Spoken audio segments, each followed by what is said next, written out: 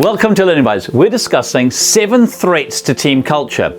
And what I want to cover off today is the one that comes up the most often in training, and that is poor communication.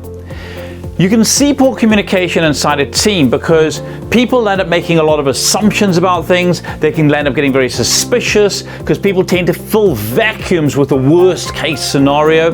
There's delays as people try to get information from people, or people are waiting on information from people. It can create infighting and a blame culture as people aren't sure what to do, why they should be doing it. One of the best ways to deal with this, and one of my recommendations to you, is to actually bring the team together and have them do a score around where they feel the communication sits and what would be required to move their score up by 1. If you tackle this as a whole team, what you'll find is that there's a very consistent pattern inside of the team, and if you aim to tackle the things that are most pressing or the low-hanging fruits that will give you the quickest results, quite often you can reverse the trend of a lack of communication. One of the other things you can do is to make sure that the communication is happening on a common platform. So there's not multiple platforms being used, but there's one channel, 1 or 2 channels where people can communicate with each other on that. So some questions for you. Are your team clear on what's expected of them, and do they know if they're winning every day?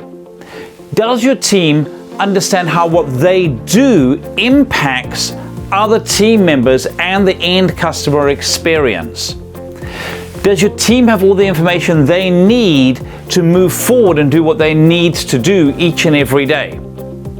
Are you seeing delays through your organization? If so, I really encourage you to tackle that communication aspect, because normally that's what's underlying it. So some actions for you to take.